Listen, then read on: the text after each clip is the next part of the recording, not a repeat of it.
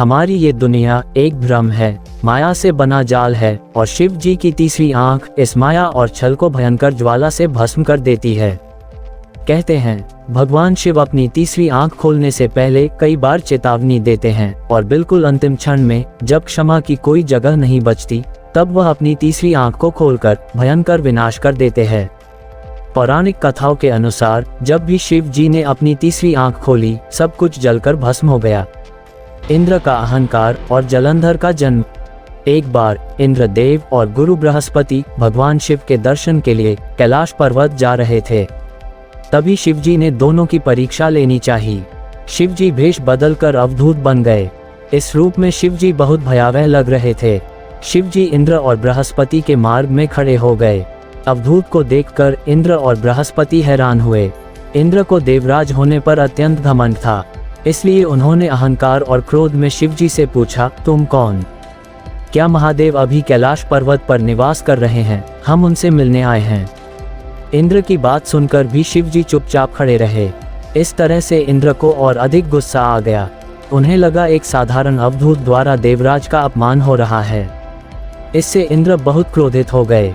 उन्होंने अवधूत से कहा कि मेरे बार बार पूछने पर भी तुमने कुछ न कहकर मेरा बहुत अपमान किया है, इसके लिए तुम्हें दंड दिया जाएगा। और इंद्र ने अवधूत पर प्रहार करने के लिए अपना वज्र उठा लिया। इधर अवधूत के शरीर पर धधकती ज्वाला और चेहरे पर क्रोध देख बृहस्पति समझ गए कि ऐसा प्रचंड रूप केवल महादेव का ही हो सकता है। शिवजी के इस विकराल रूप और क्रोध से इंद्र का विनाश न हो जाए, इसलिए बृहस्पति शिवजी के क्रोध को कम करने से लिए शिवस्तुति गाने लगे। इतना ही नहीं, बृहस्पति ने इंद्र को महादेव के चरणों में लेटा दिया, जिससे इंद्र के प्राणों की रक्षा हो सके। लेकिन महादेव क्रोध में थे और मस्तिष्क से अब भी ज्वाला निकल रही थी। तब बृहस्पति ने कहा, हे महादेव, इंद्र आपके चरणों में हैं। अब आप अपने माथे से निकलने वाली इस ज्वाला को कहीं और स्थान दीजिए और इंद्र के प्राण की रक्षा कीजिए। शिवजी की तीसरी नेत्र ने निकलने वाली ज्वाला इतनी तीव्र थी कि इसे न जीव और न ही कोई देवता सहन कर सकते थे। तब शिव ने इस तेज को एक समुद्र में फेंक दिया। ज्वाला को समुद्र में फेंकते ही एक बालक की उत्पत्ति हुई। शिवजी के तेज से जन्म लेने के कारण इस बालक का नाम शिवपुत्र जलंधर पड़ा, जो आगे चलकर असुरों का राजा बना। कामदेव का भस्म होना।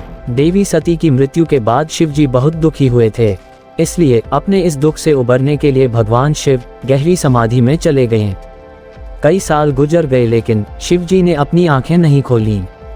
इसी बीच महाबली राक्षस तारकासुर अपने तप से ब्रह्मा जी को प्रसन्न करके ऐसा वरदान प्राप्त कर लेता है जिससे कि उसकी मृत्यु केवल शिवपुत्र द्वारा ही हो सकती थी। इसी के लिए शिवजी के पुत्र का जन्म लेना बहुत आवश्यक था। यह एक तरह से अमरता का वरदान था, क्योंकि सती के आत्मदाह के बाद भगवान शिव समाधि में लीन हो चुके थे। इसलिए देवताओं ने मिलकर एक योजना बनाई। इसके लिए वो कामदेव को सेनापति बनाकर ये काम कामदेव को सौंपते हैं। कामदेव महादेव के समाधि स्थल पहुंचकर अनेकों प्रयत्नों के द्वारा महादेव को जगाने का प्रयास करते हैं, जिसमें अप्सराओं के नृत्य इत्यादि शामिल होते हैं, पर सब प्रयास बेकार जाते हैं। अंत में कामदेव स्वयं भोलेनाथ को जगाने लिए खुद को आम के पेड़ के पत्तों के पीछे छुपाकर शिवजी पर पुष्प बाण चलाते हैं। पुष्प बाण सीधे भगवान शिव के हृदय में लगता है और उनकी समाधि टूट जाती है। अपनी समाधि टूट जाने से भगवान शिव बहुत क्रोधित होते हैं और आम के पेड़ के पत्तों के पीछे खड़े कामदेव को अपने त्रिनेत्र से जलाकर भस्म कर देते हैं। अंधकासुर का जन्म। एक बार शिव जी अपना मुंह पूर्व दिशा की ओर करके बैठे थे। तभी अचानक पार्वती जी ने आकर शिव जी की आंखें बंद कर दी और शिव जी के आंखें बंद होने से सारे ब्रह्मांड में अंधेरा छा गया। शिव जी हैरान हो गए और इसके परिणाम में उन्होंने अपनी तीसरी आंख खोलनी पड़ी, जिससे संसार में तो रोशनी हो गई, पर उस तीसरी आंख की ज्वाला की गर्मी के कारण पार्वती जी को पसीना आने लगा। तब उसी पसीने की एक बूंद जमीन पर जा गिरी, जिससे एक बालक का जन्म हुआ, जिसका चेहरा बहुत भयानक था। उसे देखकर भगवान शिव से पार्वती जी ने उस बालक की उत्पत्ति के बारे में पूछा। तब शिव जी ने उसे अपना ही पुत्र बताया। अंधकार के कारण पैदा होने की वजह से उसका नाम अंधक पड़ गया। अगर हमारी वीडियो आपको पसंद आई तो लाइक करें, कमेंट करें।